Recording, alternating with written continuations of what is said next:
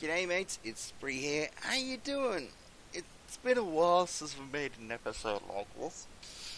But before we do, there's a few things I want to talk about in terms of the news with the Brobamas. All the news is good, uh, but we'll get to it in a moment. Because I have Discord open, I think you could see one of the new features that I've added.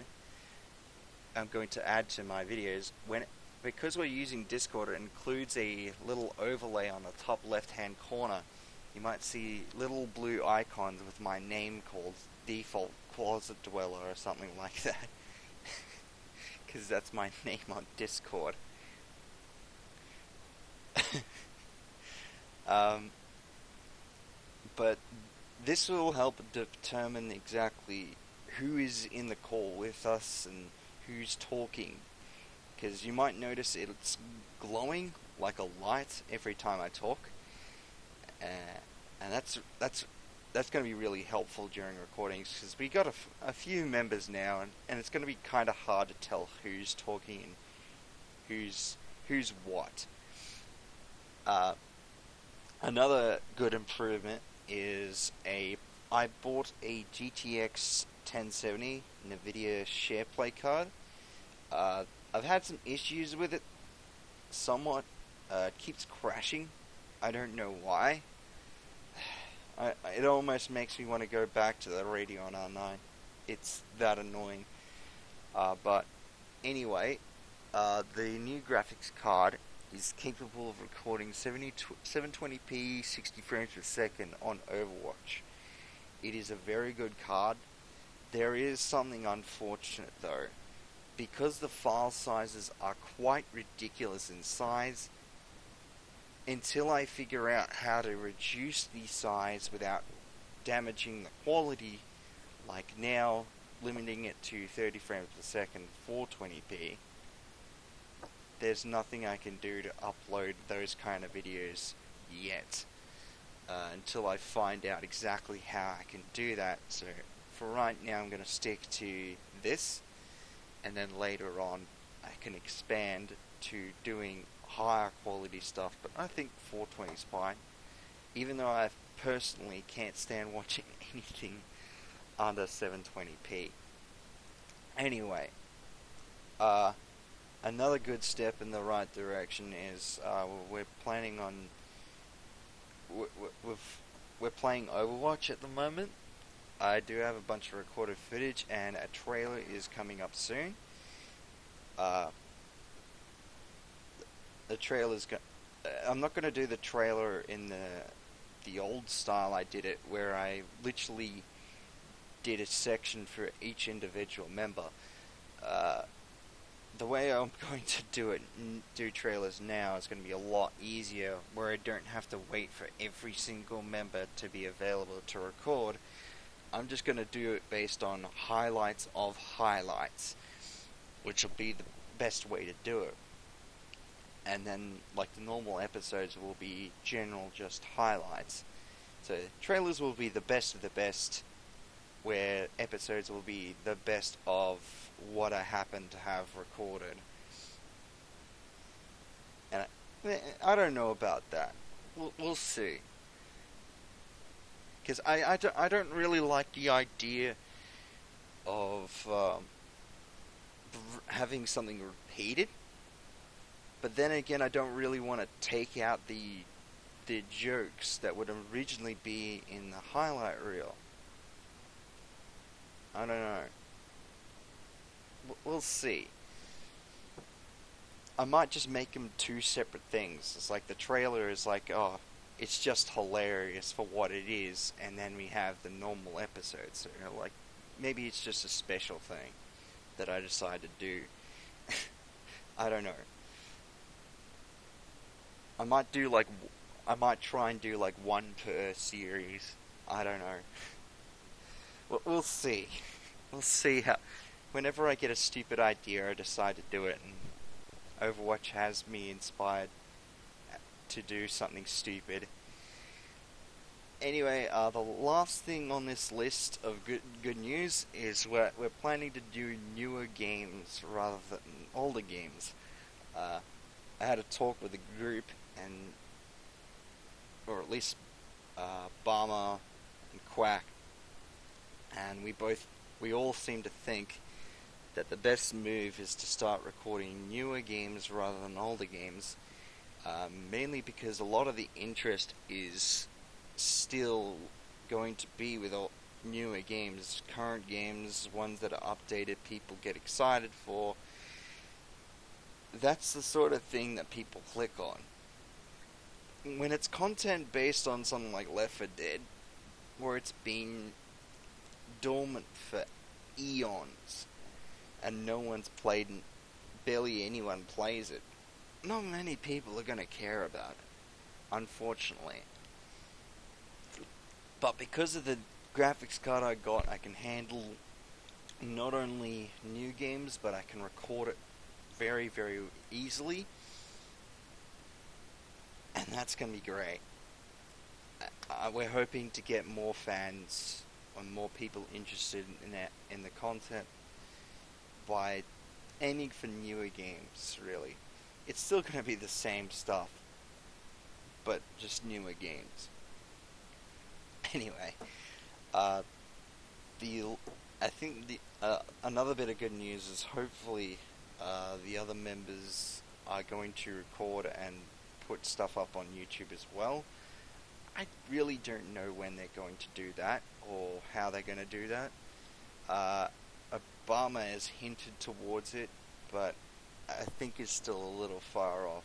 His Quack might be the next one because he's building a pretty good PC. I don't know. We'll see how it goes.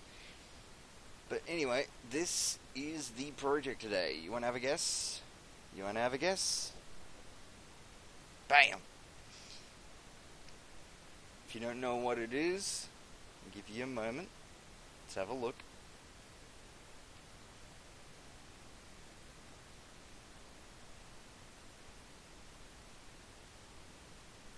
Now, I won't blame you for not being able to guess what it is, because it has changed quite a lot since the last time we saw it, and it was a while ago.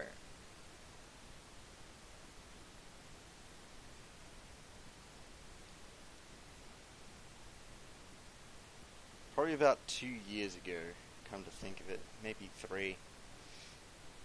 It was a long time ago. This is the Seth Bling's Blocks vs. Zombies mod edition that I've tried to put together so many times and had so many issues with it. I have yet again started from scratch, and if I have to start this from scratch again, I'm going to give up on this project, quite literally. Anyway, we'll start going through the components, which I think we'll just go through everything because I don't know what was included. New fireworks X station. I think that was in the old one. It's just a lot better than what it was. Oh, frames. Oh god, the frames. That leads into the hopper item illumination area. These hoppers are designed to pick up any drops from the zombies and put them into void chests, and that's all it's designed for. We'll go have a look at the hoppers. So these are the hoppers here, underneath here. You also got these, which dispense arrows at the zombies, and there's actually a locking system on the outside here. Now, how this is designed to work is we'll go have a look at the other side real quick. Is that there's a button on the other side here, and if you hit it, this will currently do nothing. It'll only make the block go down for about a second, but then it'll come back up. But these are designed to go either here or have the block extend to here. Right? And if this block happens to be in the way, it will allow this redstone stock block to be forever like this, taking a redstone signal off of the dispenser. And what that means is it'll be allowed to fire the arrows based on a pulse that I'll get, and that's how that little system will work. Let's go back over and try and cover everything on one side. So we got the item room here, basically messing around with trying to price things correctly, thinking about separating it into tiers. Also have this junk chest here. You can put random stuff in here, and it'll exchange it for emeralds. Down here,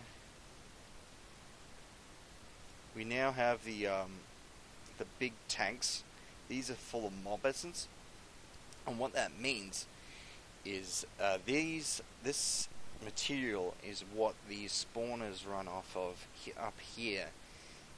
And as you can see, they've got like 4,000 millibuckets of mob essence. These are designed to spawn the zombies in the water. Whatever zombies you decide to put in here, you just put a safari net thing in here, and you can spawn whatever zombie you like, which is a cool premise. These creative energy cells, I could also mess with the amount they could put out. So the higher you go, the more they put out. So that's 450. This one's 600. The next one's like a lot more. You can just vary the amount of power it puts out and make it more and more zombies will spawn. If you want, you can just max them all out so they're gonna spam. But the way I've set up the wave system, the way I want this to run is to not lag the heck out of the server. So I reckon that's the best way to handle it. It's not a server. What am I talking about? Not lag the heck out of the game mode, because this on a lot of computers like modern mod packs, Minecraft mod packs tend to struggle. Like on mine, it's fine. It does struggle a bit on 60 frames when I'm recording, but I gotta try and think, other computers may not be able to handle it as well as mine.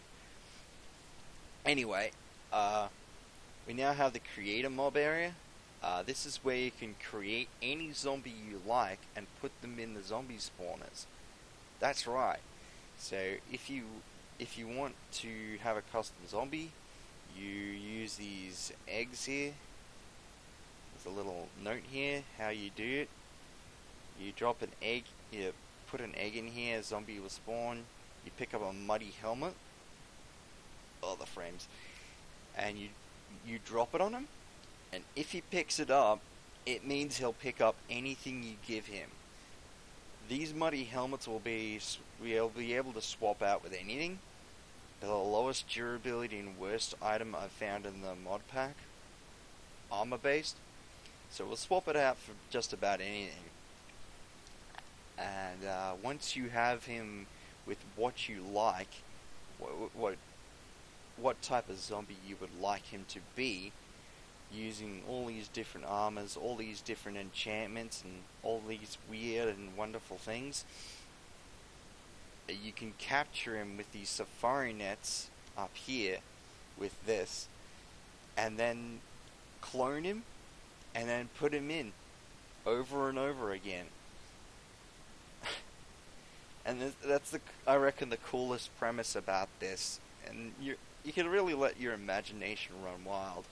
For example, scuba diving or a hazmat zombie that runs at you with like rubber boots and shit, or a crazy homeless guy, or someone who's a naturalist, wears wooden stuff, a beekeeper with thorns, meaning that if you hit him, he damages you a little bit. That'd be cool. Like, you could just mess around with ideas as far as your imagination goes, if you like. My favorite enchantment is Flim Flam. What this will do is give you random effects based on how good the book is, or how good the enchantment of Flim Flam is. The last enchantment of Flim Flam is quite nasty, giving you poison effects or straight wither effects or like pretty bad effects. Nausea, hunger. It's the last tier ones are pretty nasty. So that one's mainly to mess with people. There's also haste books. You can make you can make zombies fast. You can also give them potion effects, so you can make them slow. You can make them do a lot of damage. You can make them this, make them that.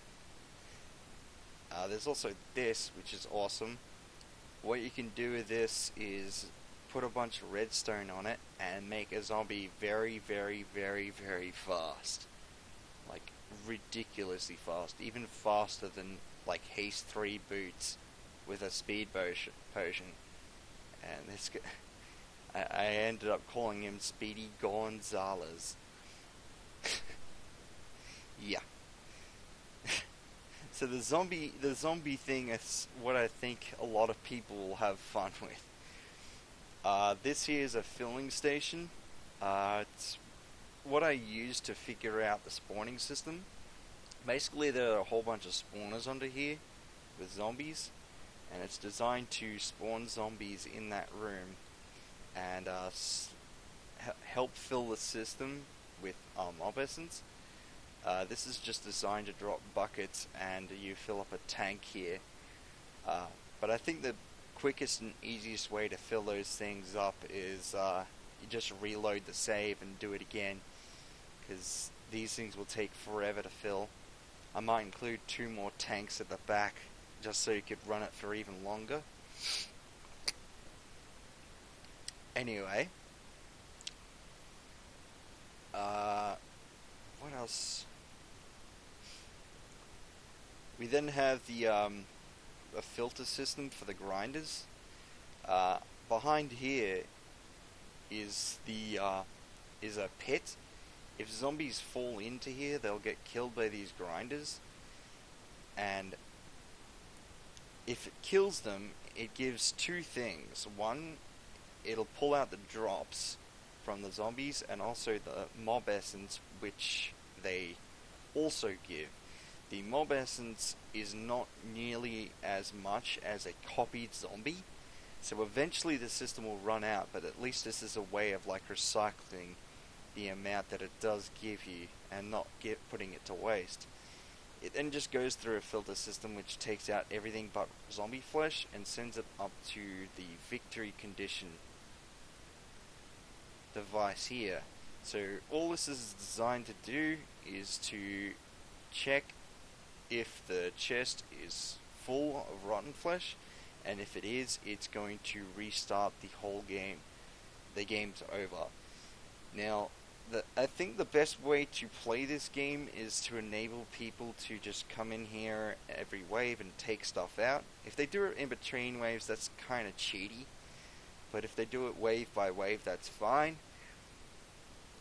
You also have upgrades here, where you can increase the storage capacity of this chest to however many you like. I gotta remember that. I actually need to do that. Give me a sec. I also need to remember that.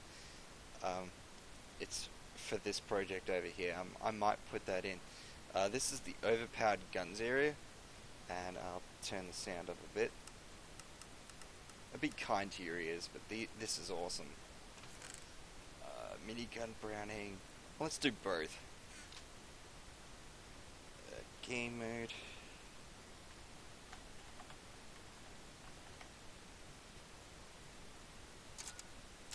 Oh yeah.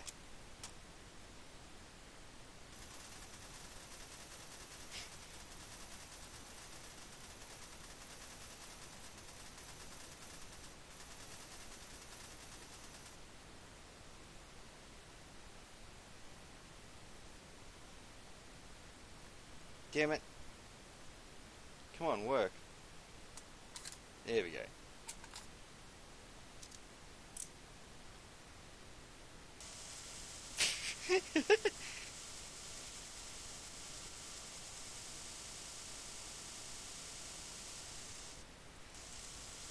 You can see why that.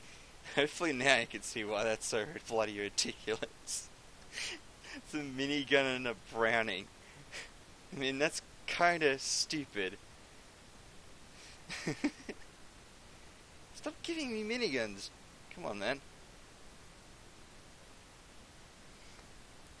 But yeah, you can see why I've labeled them overpowered guns. You could forever knock back zombies with just minigun bullets.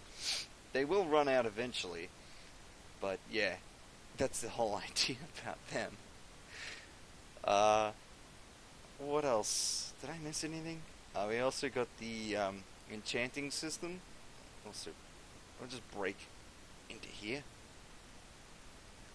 and I'll fix that later. Whoop. Hold on. Whoops, I didn't mean to do that. I'll fix it later. This is to control whether you get XP from the vacuum hoppers in the pit. They're just down here. So if you happen to kill zombies at the very edge, I could draw the XP towards you with Coin of Fortune, and these things will pick it up, pick up the XP for you. We then have in here charging kits. You can get a helmet which will charge anything that runs off of power, because there's a jetpack you can get which runs off power. There's also a mining laser you can run on power, which you can use as a weapon. It's very cool. In here we have anvils, so just steel anvils or an auto anvil or vanilla anvils.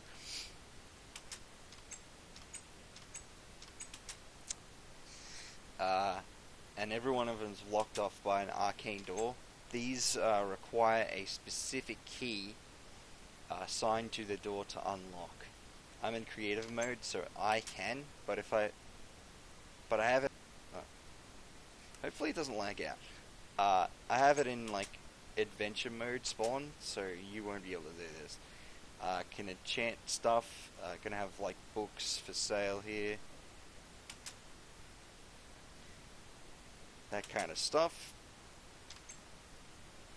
I believe we've done everything except for the fireworks system here. These are just designed to fill up with fireworks, and each one of them works differently. This one's all at the same time, this one's random, this one's sequential from top to bottom. Is there anything else? I'm trying to deliberately avoid that, because that's the whole reason why I'm doing this video. This here is a wave difficulty system. It's a bit buggy, but it works. So you click this, it resets it, and then this will give chat messages based on the difficulty. So you'll see it flick through the difficulties.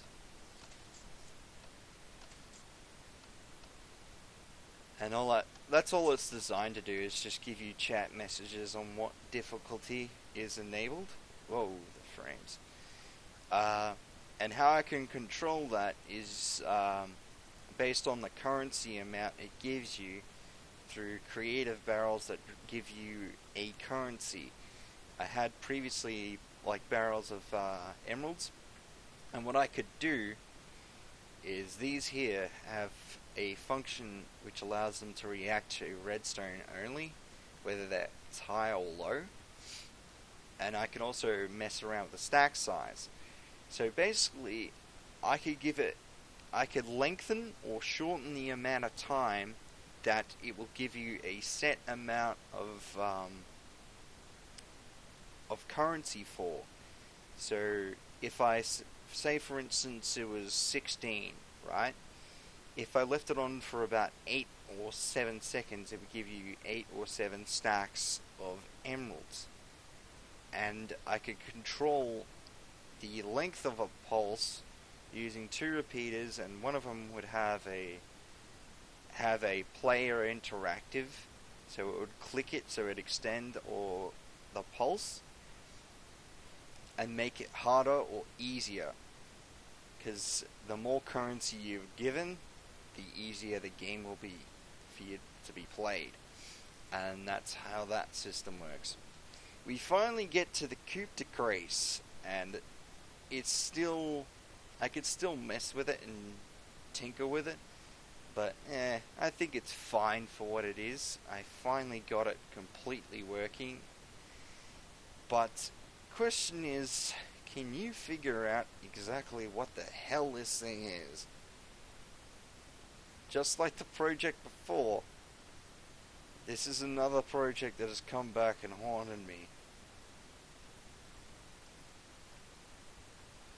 Come on, take a guess. Any guess. Come on. No? Well, you're gonna have to figure it out for a bit. Well, while you try to figure out, let's look at a problem. Okay? One of the things that's... Damn it, I don't have a calculator. One of the things that I came across, a thought,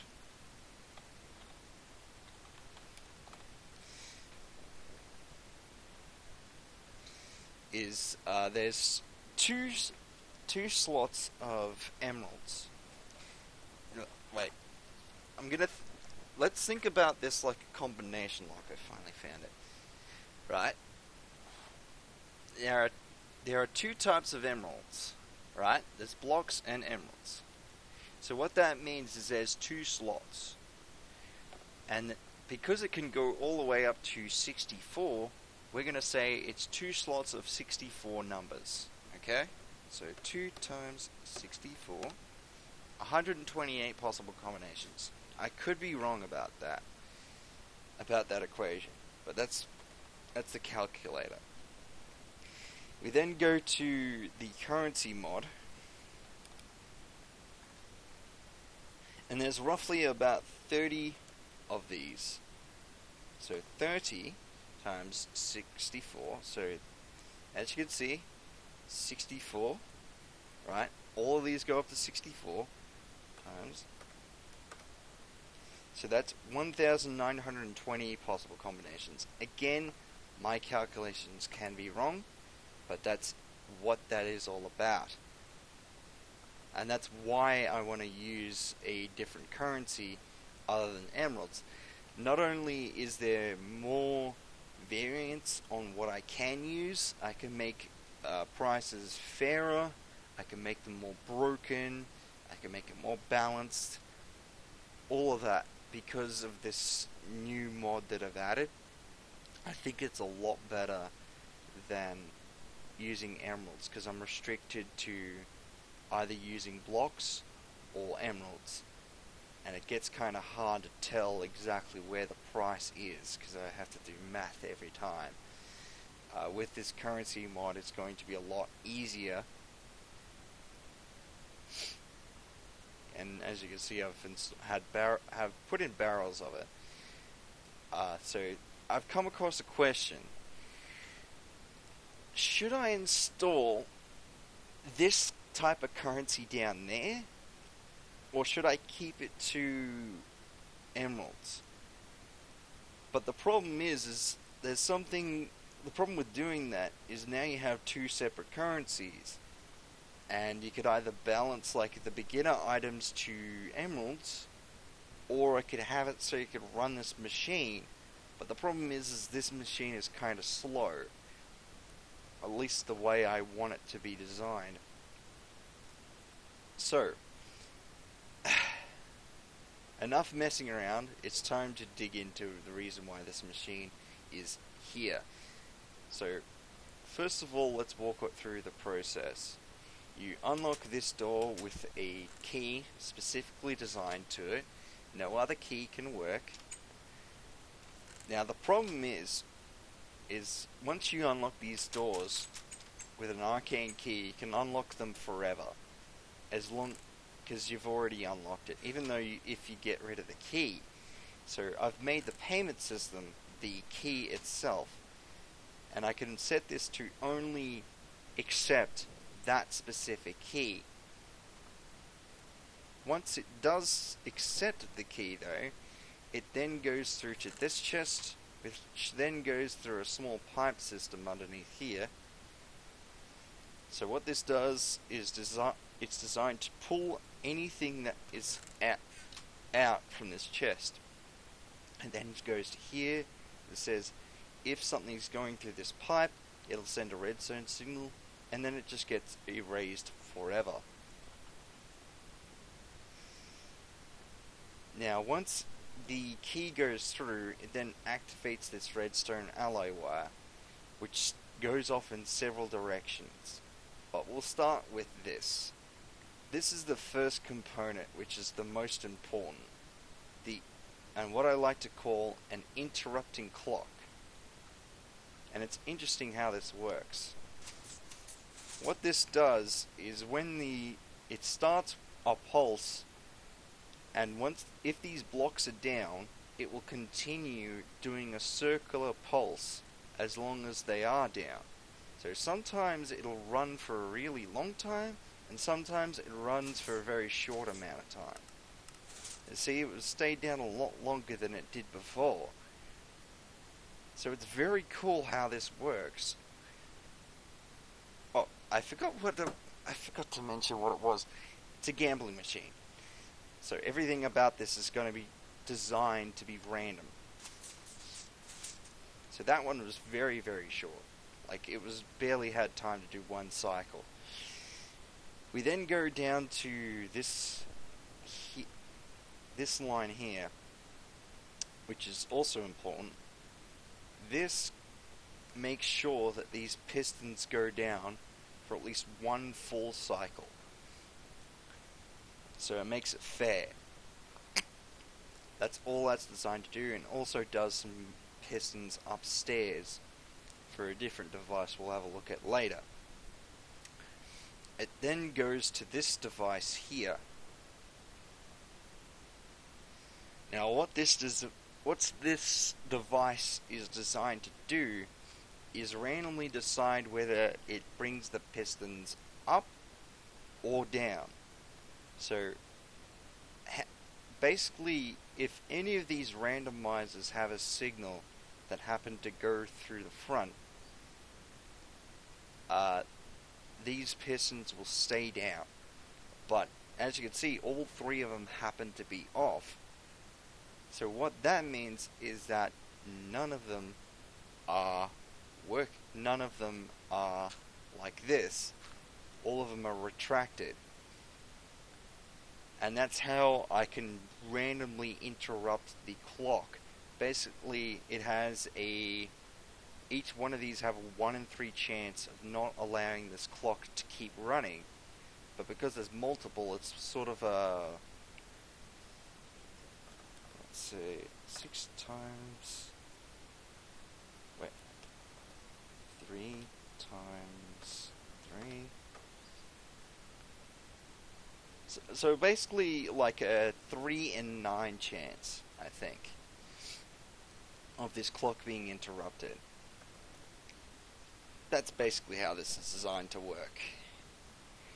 Anyway, it goes up to a little device here as well.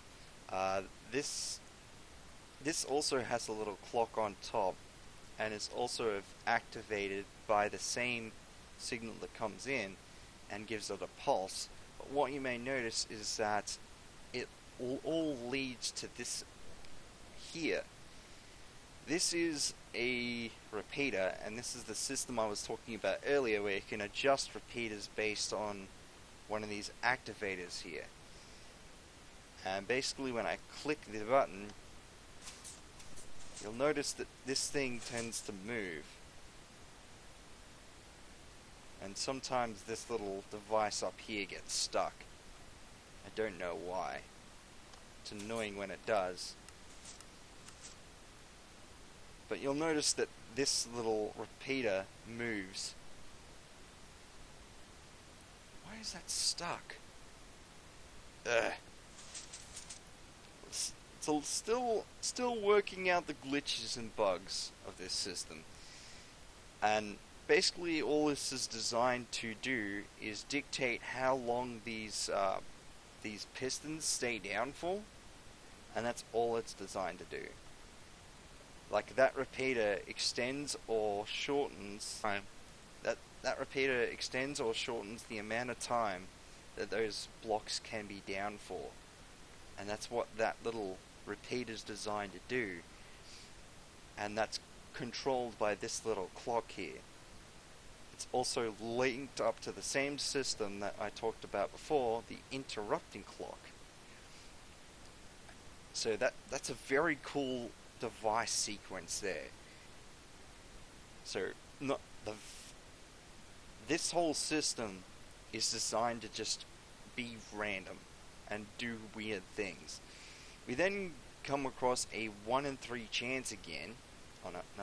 Let's go down here actually. We'll get to that in a moment. This is what I like to call a 50% chance.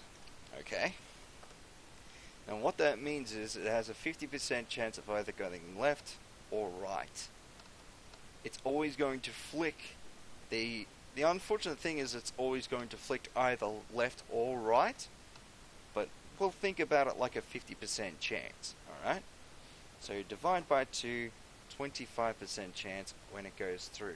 Because if it goes right, it activates the next one. And if this happens to go right, it activates the next one, and then divide by 2, so 12.5, and then divide by 2 again, 6.25, divide again, 3.125, divide again, 1.5625, divide by 2, 0.788125. So the odds are getting smaller and smaller for it to either go left or right, making it rarer odds or higher odds for it to either activate this little thing, these over here, or for the signal to travel on to the next one.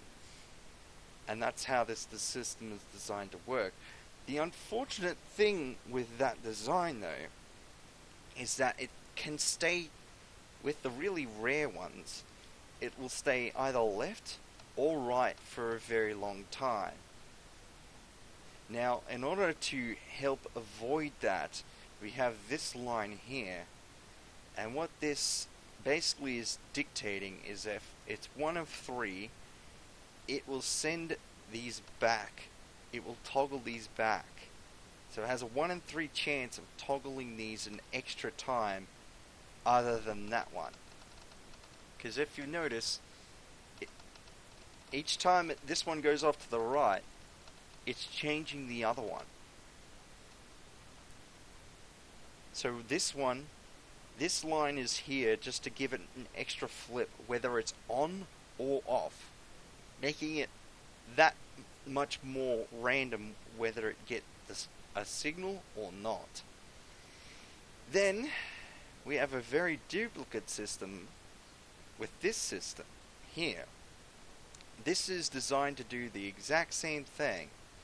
A 1 in 3 chance of activating one of these, and it then does the same damn thing that we did down there, and it has the same line as this.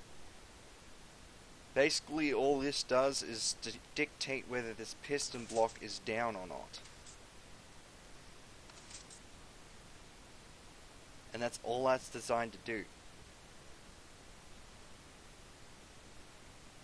So not only does it have to be on, but this piston block has to be down in order for it to work.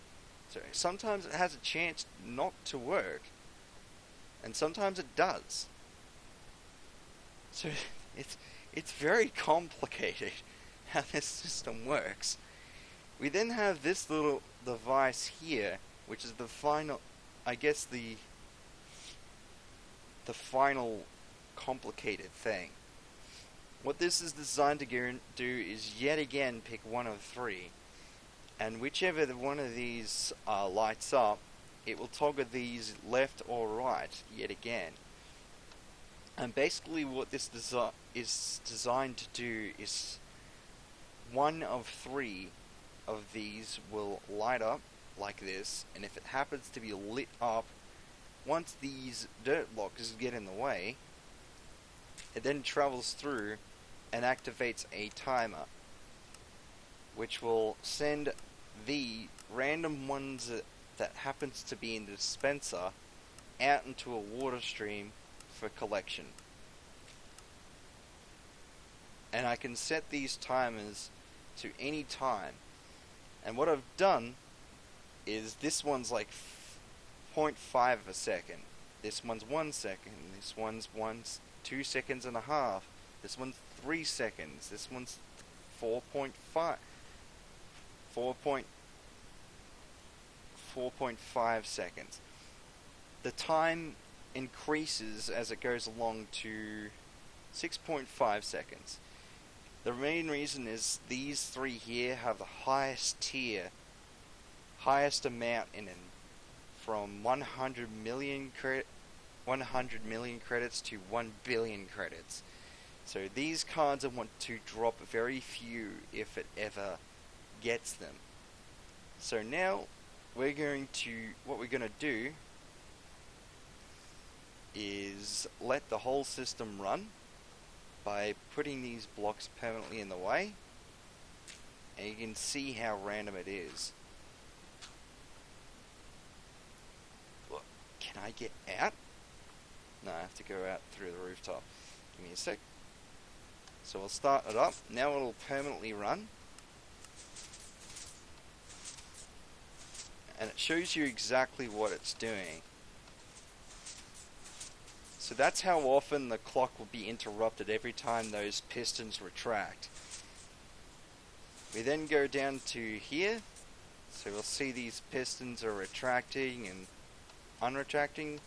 Have a look at this system. Random ones of these are activating. Try and get a good look at all of them. You can see which ones are activating and which ones aren't. Sometimes it flicks the toggles back, sometimes it doesn't. It's very, very unpredictable how the system works. Also, the piston blocks are a little unpredictable because sometimes it leaves the blocks behind instead of fully retracting them. Sometimes it doesn't. I think that's a glitch, but there's not much I can really do about it. Then have the same little system up here, which makes the pistons go up and down at random, as we saw. But the main thing we want to look at is what these repeaters are doing. Like, look at how random it is. And you'll notice the further up it is, the less it's going to change.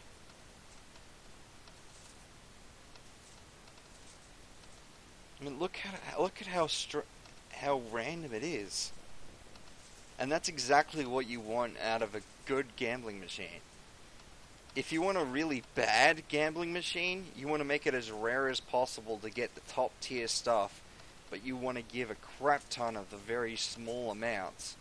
Because if you've ever been to a gambling casino, they will load the tray up with like $1 or $2 or 50-cent coins, making you think you got a crap load.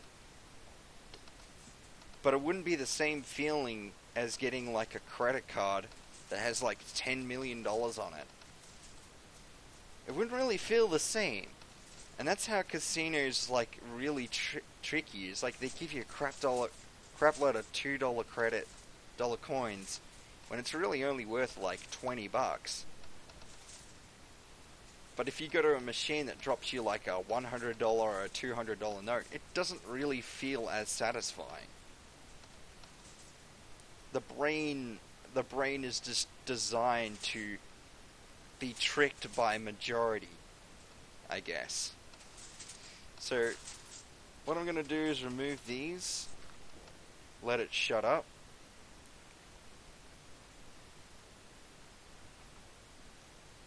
Collect these items for lag, and we're going to give it a spin and see what we get.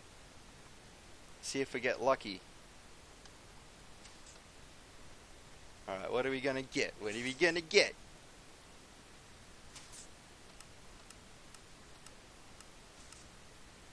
Alright, not bad. Got a steel card worth of 5,000. Not too bad. Not a bad first roll. Ooh, iron card. Nice. That was actually a pretty good first roll. Let's see how we go with the next one. And this time we'll keep at least 2 to 3 rolls in the hotbar. So that was one roll. So we'll keep that up there just to see how random it is.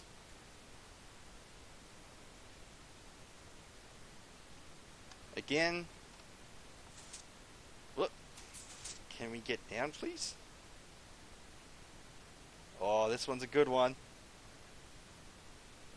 No? Huh. Sometimes it does do that.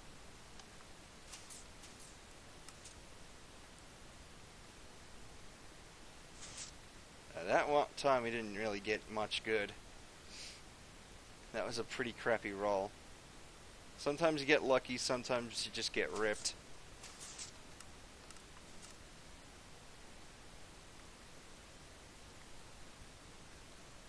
That was a pretty good... That was an okay roll. Come on, big money, big money, big money. Oh, that's going to be a good one. That's going to be a good one. Yes! Look at all that. Yeah, that was a good one. Yeah, that was a good roll. That was a really good roll. One more, one more, one more. I feel like I'm at a gambling machine, literally. One more. No. One more. Come on. Come on, big money. Big money. Come on. Oh, come on. Come on. Oh, actually, that wasn't too bad. One more. I truly am an addict. Come on. Give me the money. Give me the money. Oh, come on. Really? I don't know what's causing that. Might have to look at it later. Or maybe I'm okay with it ripping you off every now and then. Because sometimes gambling machines do that. And it's... Oh, what was that? Like 1 out of 5 times it'll happen? That ain't too bad. Oh, I think I know why. Okay. That's why. It's constantly moving it, and I just need to send a pulse to it. That's the problem. Pulse. Okay. That's an easy fix. Screw. It doesn't like it when it's constantly moving. What? Can I not move it? Come on. Come on, dude. Don't do this. Just let me place the damn thing. Ah, fuck.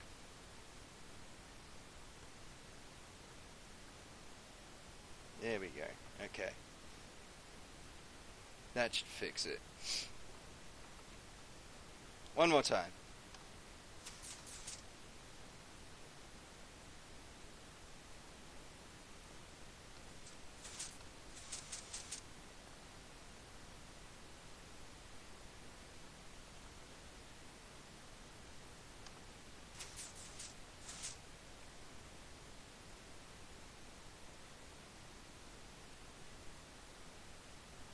Come on. Ugh. There we go.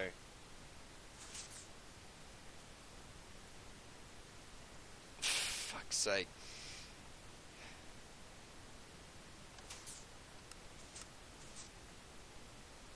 Alright, there we go. Fucking hell. There are a few issues with it. But, That's what a gambling machine is like anyway. Sometimes it rips you off completely, sometimes it gives you a little, sometimes it gives you a treasure trove. But anyway, I hope you enjoyed the episode. Uh, Let me know what you think about changing around with the currency. I think it's a good idea. Maybe people will disagree with me. I don't really know. But I'm excited to hear what people think about this and whether or not they think it's worth going through. Also, one thing I have to look forward to is hopefully I'll have help from the Brobamas to test and basically help me out in general with this project, because the one thing I don't really look forward to is individually testing every single item that you could play this game mode with and pricing it correctly. That's going to be a pain in the ass. But until then, see you later.